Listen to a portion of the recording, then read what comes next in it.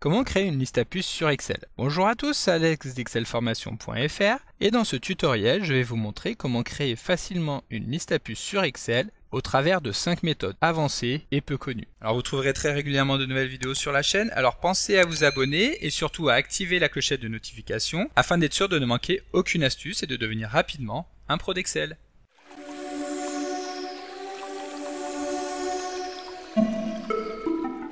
Comme d'habitude, si vous voulez être sûr de bien comprendre tout ce que nous allons voir dans le cadre de cette vidéo, vous pouvez télécharger le support de ce tutoriel ainsi que son corrigé en suivant le lien disponible dans la description de la vidéo, ce qui vous permettra de réaliser les opérations en même temps que moi pour bien comprendre tout ce que nous allons voir dans cette vidéo. Alors comme nous l'avons vu dans l'introduction de cette vidéo, nous allons voir comment créer une liste à puces simplement sur Excel. Une liste à puces, que nous pouvons également appeler une bullet points en anglais, permet de structurer et de hiérarchiser une suite d'informations. Et bien qu'Excel ne soit pas une application de traitement de texte comme peut l'être Word, il peut parfois être nécessaire de mettre en place de telles puces directement au sein d'une feuille de calcul. Malheureusement, comme vous pourrez le constater, les choses ne sont pas forcément aussi simples sur Excel qu'elles peuvent l'être sur Word. En effet, Word prévoit une option spécifique dédiée à la création des listes à puces que nous retrouvons tout simplement dans le menu Accueil, mais pour autant, la création de listes à puces n'est pas forcément impossible sur Excel et c'est justement ce que nous allons voir dans ce tutoriel au travers de 5 méthodes. Et la première méthode que nous allons voir, qui est également la plus simple à mettre en place, consiste à utiliser l'un des raccourcis clavier dédiés. En effet, sur Excel comme sur Word et comme sur n'importe quelle application de Windows, il est possible d'utiliser des raccourcis clavier afin d'insérer directement des caractères spéciaux. Donc ici, imaginons que sur notre liste de courses, nous souhaitions que chaque élément de chaque famille soit présenté sous la forme d'une liste à puces. Pour cela, nous nous plaçons donc sur la première, sur la lessive, et nous nous rendons dans la barre de formule afin de placer le curseur au tout début de la saisie. Pour y insérer une puce classique, il suffit d'appuyer sur la touche Alt du clavier et ensuite sur la touche 7. Comme vous pouvez le voir, Excel nous affiche alors un rond qui va nous permettre de marquer chaque élément de la liste à puces. Avant de valider, nous allons insérer une espace afin d'espacer le contenu du texte dans la cellule. Lorsque nous validons, Excel va bien valider la saisie avec la liste à puces. Si nous souhaitons insérer un autre type de puce, nous pouvons par exemple utiliser le raccourci clavier Alt et 9 afin d'insérer cette fois-ci une puce vide. Il existe également plusieurs autres types de puces que je vous affiche actuellement à l'écran. Donc par exemple, nous pouvons afficher une liste sous la forme d'un carré avec Alt 254, un triangle avec Alt 16, un tiret bas avec Alt 22 ou encore une flèche classique avec Alt 26. Alors bien entendu, ici comme nous pouvons le voir, les puces que nous avons insérées ne sont pas forcément de la même taille. C'est ce qui fait qu'ici le texte peut être décalé. Mais bien entendu, dans une liste à puces classique qui n'est pas un exemple comme nous le voyons ici, chaque élément de la liste aura la même puce et donc le texte ne sera pas décalé comme il peut l'être ici. Alors attention également, pour que les raccourcis que nous venons de voir fonctionnent, il convient d'utiliser le pavé numérique qui est donc situé à droite du clavier. Et si votre clavier ne comporte pas de pavé numérique, vous pourrez utiliser la touche Vernum qui permet de transformer certaines touches du clavier en touches numériques. Et malheureusement, si votre clavier ne dispose ni de pavé numérique ni de la touche Vernum, vous ne pourrez tout simplement pas utiliser ces raccourcis clavier. Mais pas de panique, dans la suite de cette vidéo, nous aurons l'occasion de découvrir de nombreuses autres astuces. Et la deuxième astuce que nous allons voir consiste à utiliser un symbole. En effet, la méthode que nous avons vue dans la partie précédente est très pratique, mais elle présente deux inconvénients. Tout d'abord, comme nous l'avons vu, il faut absolument que le clavier offre la possibilité d'utiliser ces raccourcis clavier, soit avec un pavé numérique, soit à défaut avec la touche Vernum. Et en plus de ça, il est nécessaire de connaître les combinaisons par cœur pour pouvoir les utiliser régulièrement. Et donc pour la méthode que nous allons découvrir maintenant, nous allons voir qu'il est également possible d'utiliser tout simplement un symbole que nous insérerons dans la saisie. Pour cela, donc nous plaçons le curseur à l'endroit où nous voulons l'insérer, donc nous allons nous placer sur la deuxième catégorie de produits de notre liste de courses. Nous allons nous placer à l'intérieur de la saisie et au tout début. Ensuite, nous allons nous rendre dans le menu Insertion du ruban et tout à droite, nous allons cliquer sur Symbole. Excel ouvre alors une fenêtre dans laquelle nous pourrons sélectionner très simplement les caractères spéciaux que nous allons vouloir insérer. Il suffit donc de faire défiler cette liste afin de retrouver l'un des caractères que nous voulons insérer.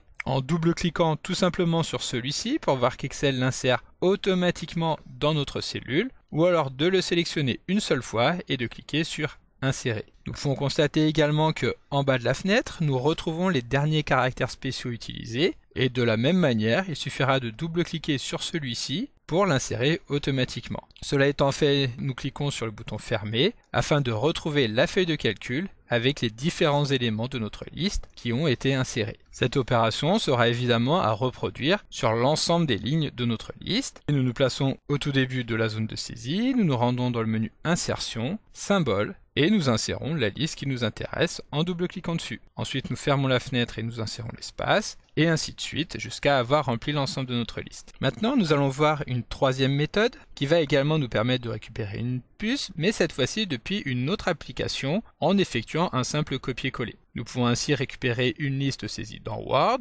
dans PowerPoint ou encore directement depuis une page internet. Et donc pour cet exemple, nous allons tout simplement lancer le navigateur internet et nous connecter sur le site de Google afin d'effectuer une simple recherche, par exemple en saisissant le terme symbole puce. Ensuite, nous validons en appuyant sur Entrée et nous allons pouvoir voir que ici Google va nous présenter donc les résultats dans laquelle nous retrouvons une puce, donc par exemple celle-ci ou encore celle-ci, donc que nous allons tout simplement sélectionner et nous allons ensuite appuyer sur la touche CTRL-C afin de coller la puce, ce qui nous permettra une fois de retour sur notre feuille de calcul, de l'insérer tout simplement au début de notre saisie en effectuant un CTRL-V. Donc CTRL-C permet de copier un élément et CTRL-V permet de le coller. De cette manière, nous pouvons insérer l'élément sur chaque cellule ou alors si nous souhaitons gagner du temps, nous pouvons l'intégrer directement dans le formatage de la cellule. Donc ici, nous allons annuler ce que nous avons saisi. Nous allons plutôt effectuer un clic droit sur la cellule afin de cliquer sur Format de cellule. Puis nous allons choisir la catégorie personnalisée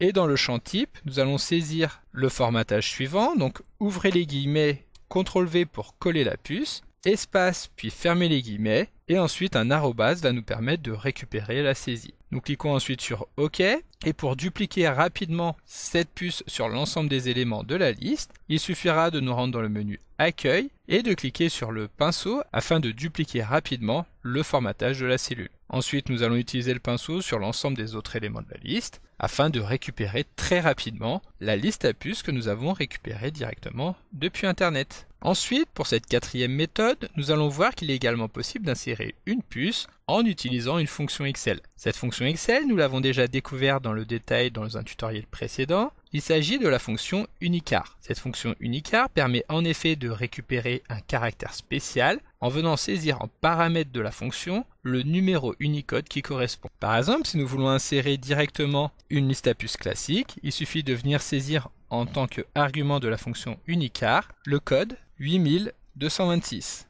Ensuite, nous fermons la parenthèse et nous validons. Et effectivement ici, Excel nous récupère le rond de la puce classique. Cela étant fait, si nous voulons l'insérer directement en tant qu'élément de notre liste, il suffit de nous placer au tout début de la saisie, de taper le symbole égal, puis d'aller chercher la fonction Unicart avec la valeur 8226, puis nous fermons les guillemets et pour récupérer la suite du texte de la cellule, nous allons concaténer ces deux éléments. Pour cela, nous pouvons utiliser soit la fonction concaténer, soit pour aller encore plus vite, utiliser une simple esperluette, puis la suite de la cellule sera à saisir entre guillemets, en insérant également une espace entre les deux. Donc espace haute source, nous fermons les guillemets et nous validons, et Excel va bien nous récupérer la liste à puces. Ensuite, pour l'insérer sur les autres éléments de notre liste, il suffit tout simplement de copier cette partie afin de pouvoir venir la coller directement avant le texte de chacune des autres cellules, en n'oubliant pas évidemment les guillemets que nous insérons à la fin de la cellule. Donc lait et pour finir bière. Donc CTRL-V et guillemets. Si nous le souhaitons, nous pouvons également retrouver les listes à puces découvertes au tout début de ce tutoriel en utilisant les valeurs de la fonction suivante. Donc pour récupérer une puce vide, nous allons utiliser les valeurs 9675. Pour récupérer un carré, nous allons utiliser la valeur 9632. Et pour finir, si nous voulons récupérer la flèche, nous allons utiliser la valeur 8594. Cela étant fait, si nous ne voulons pas faire apparaître de formule mais uniquement la valeur de la cellule,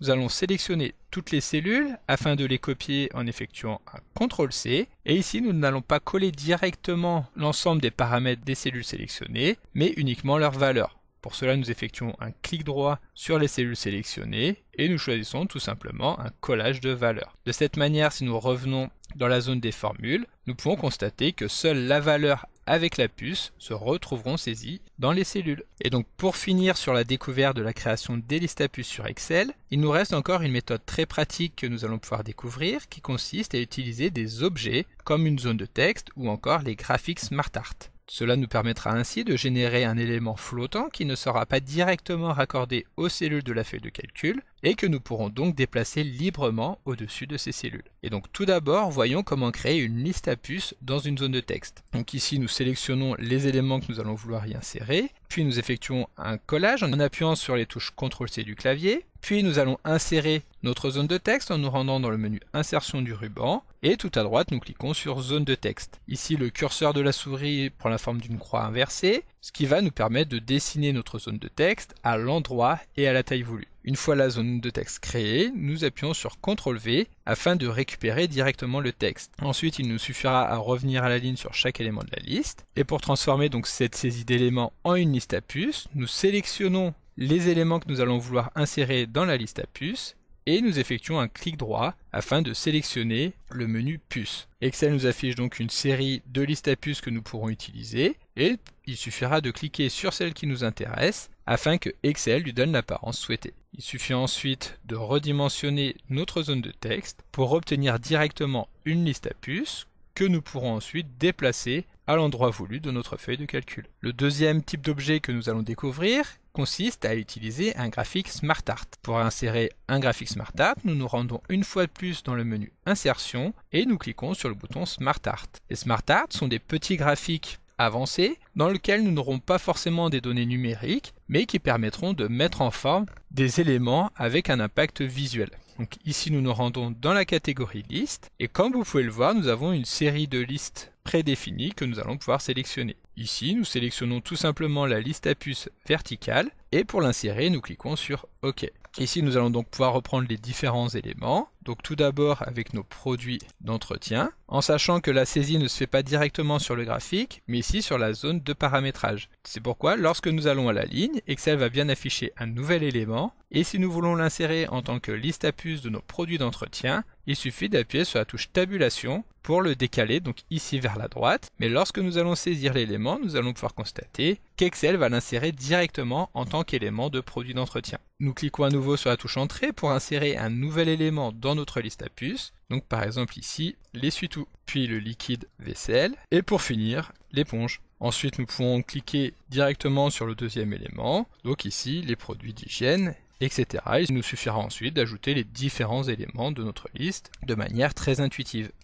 Donc comme d'habitude, vous pouvez télécharger le support de secours en suivant le lien que vous trouverez dans la description de la vidéo. Si la vidéo vous a plu, n'oubliez pas de la liker et de la partager à vos collègues et amis sur l'ensemble de vos réseaux sociaux. Et vous pouvez également me laisser vos impressions dans l'espace des commentaires, je lirai chacun d'entre eux et y répondrai avec plaisir. Évidemment, si ce n'est pas encore fait, abonnez-vous à la chaîne pour ne manquer aucune astuce. C'est également très important pour m'aider à gagner en visibilité afin de pouvoir développer la chaîne et continuer de vous proposer des tas de nouvelles vidéos. Merci d'avoir suivi cette vidéo et à très bientôt pour un prochain tuto.